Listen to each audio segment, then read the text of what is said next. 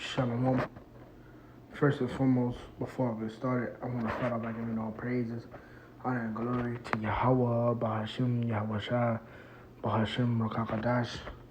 Double honors to the head elders and apostles, who great millstone, who rule and teach well.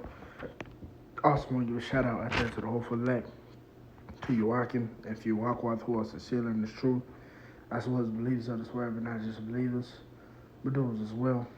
And again to you, I'd like to say Shalom. All right, this is just going to be another quick lesson through the spirit and power of Yahawashi. And just making this quick, man. As you can see, the title of this one, a reminder of the famine. Okay, a reminder of the famine. Now, down south, down here, we have this particular franchise called Publix. All right, and I was visiting Publix yesterday. Getting a few groceries and stuff for the house, because, it was about that time. All right. So, as I was going over there to the egg section, I started looking at the prices, and, of course, we have been seeing articles about the prices of eggs going up and everything. And I don't know, like, this just caught my attention. All right, for the first time. I think because it been a minute since I actually went and got eggs from Publix. It actually been a good minute, because my last batch of eggs I got from the farm. My family here, in Alabama, on down the road from me, maybe like an hour or two from me. They actually own a farm and shit. So, I usually get my eggs, from there, when I can. But when I can't, sometimes I just go to the store, and it's been a minute since I've been to Publix, and shop for some eggs, man. So this was just shocking unto me. It's a beautiful thing. We see the articles, we see the things happening, but when you see it for yourself, it's really like an eye opener, man. All right, so I'm gonna just play the video and I'm gonna get straight into it. Yeah, so I just man, you see I got the prices, $10 eggs, $13.99. I'm like, what the fuck, bro? $8.99. Fucking like, yo, $10.49. I'm like, god damn, bro. $11.99. Running it back $7.49. I think the cheapest was like $5 or even $4 something. But even like, man, I'm like, yo, hell no. $8.99, $5.49. I think that was like the cheapest, $5.49. No, $4. That was like $4 something. Salakia. Let's go back. Yeah, you can see right there. $4.49. $4.49. You know what I mean? Right here. But it's still though, man. That shit is crazy. That shit is crazy, man. But let's get into these scriptures, man. Just dealing with the famine because, we coming into that time, man. All right, we're coming into that heavy time. Matter of fact, I'm gonna deal with an account in the book of Genesis, chapter 47, and we're gonna start at verse 15. It says, "And when money failed in the land of Egypt and the land of Canaan, all the Egyptians came unto Joseph and said, Give us bread, for why should we die in thy presence? For the money faileth." So the money faileth in the land of Egypt. So how much more here in spiritual Egypt, man? Remember, the Lord said, give them plagues of Egypt before, roughly paraphrasing. Okay, and that's what you're going to have. The dollar is going to fail here. For all you niggas that's just so invested into your pockets and money, well, guess what? Your money is going to fail here, man. Remember, the Lord said, neither gold nor silver shall save you in the day of the Lord's wrath. Roughly paraphrasing, man. But continuing, it says, and Joseph said, give your cattle, and I will give you for your cattle if money fail. And they brought their cattle unto Joseph, and Joseph gave them bread in exchange for horses, and for the flocks, and for the cattle of herds, and for the asses, and he fed them with bread for all their cattle for that year. So basically, they giving up their livestock, man. Okay? They're giving up their livestock, their livelihood. You know what I mean? It says when that year was ended, they came unto him the second year and said unto him, we will not hide from it. We will not hide from it, my Lord. How that our money is spent, my Lord. Also hath our herds of cattle. There's not aught left in the sight of my Lord, but our bodies and our land. So they ain't had nothing else to give. It came to the point where they ran out of that shit. So all they had left was their bodies, they asses and their land. You know what I mean? They sell themselves to be servants. That's all that was left. You see? You got this saying called you ain't got a pot to piss in. And I think it's a window to throw it out of.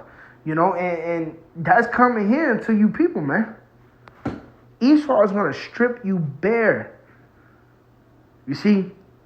When he get ready to put the squeeze upon you people, he's going to strip you bare. You're not going to have nothing.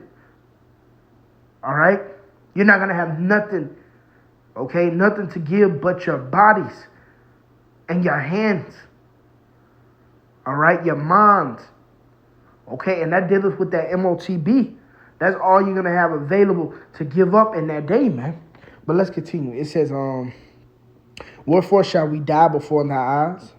Both we and our land, buy us and our land for bread, and we and our land will be servants unto Pharaoh, and give us seed that we may live and not die, that the land be not desolate.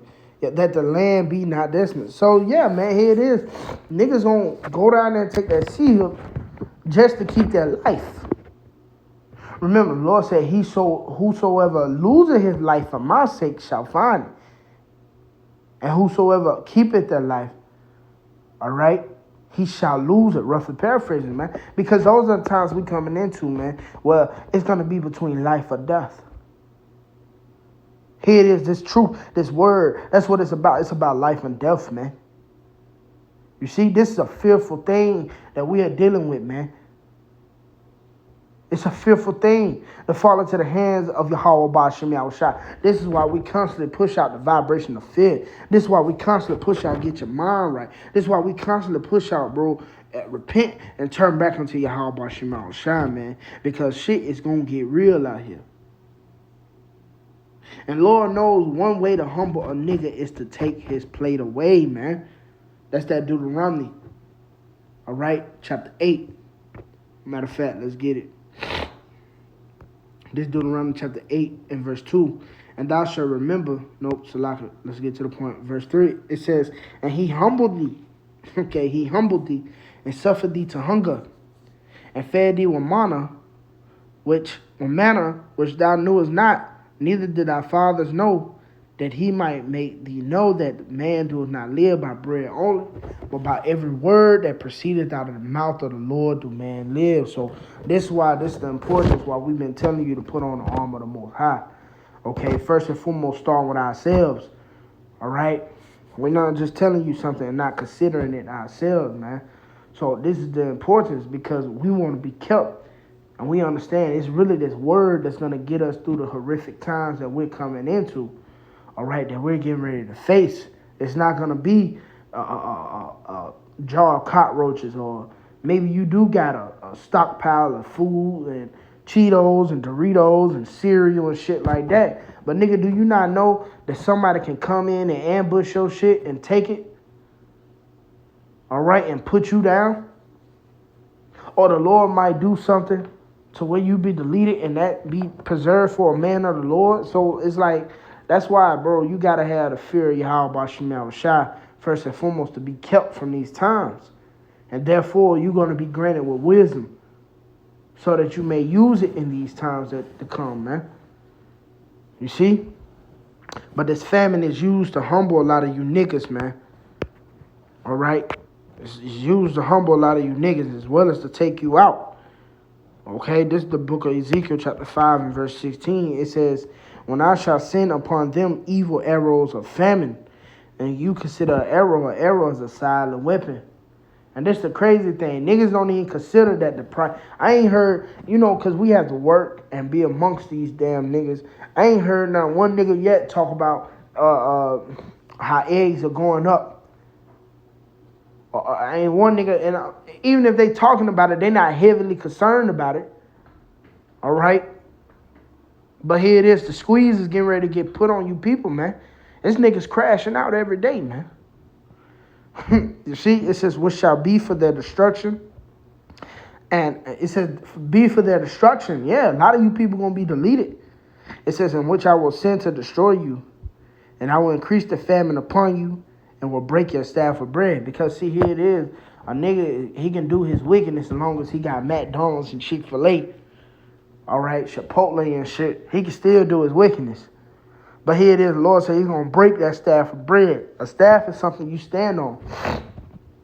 Okay, something to use you to keep you up. All right, but the Lord said he's going to take all that away. It says, so will I send upon you famine and evil beasts. Because guess what? Them beasts of the field got to eat too. It says, and they shall bereave thee, and pestilence and blood shall pass through thee. Yeah, the fact that you going through, or you going through a famine, you going to get pestilences. You're going to start eating off your fingers and shit. Oh, man, it's really disgusting to even think about it. You know, your body start eating itself and you start to look bloated. Fuck, man, it's going to be terrible. It says, and I will bring the sword upon thee. I, the Lord, have spoken it. And we already know what happens when the Lord speaks it. All right, it shall not return unto him void. Okay, moving on. This is the book of Ezekiel, chapter 14. And verse 12, it says, the word of the Lord came to me, saying, son of man, the land, it says, the land sinneth against me by trespassing grievously. Then when I stretch out my hand upon it and break the staff of bread thereof, and will break the staff of the bread thereof, and will send famine upon it, and will cut off man and beast from it. Yeah, a lot of people won't be deleted. All right, and talk about how that body shall not be buried. You see, many shall die by the famine, and the rest the sword shall destroy. Yo, it's some horrific times that we're going into. And we seeing it. The men who are watching, like, bro, I just showed you the eggs. Fucking eggs are fucking $12, man. $12. And it's like, yo, eggs are eggs. Why is the hell each one of these got different prices? You know what I mean? I guess different buyer or whatever, you know, different people. I guess so, man. You know, you would say the different quality, you know, but it's just, I even question that. It's like, until, why you got to tell me it's juice? All right, why is it different brands of water when water's supposed to just be water? You know what I mean? Like, yo, this place gotta go, man. This place gotta go.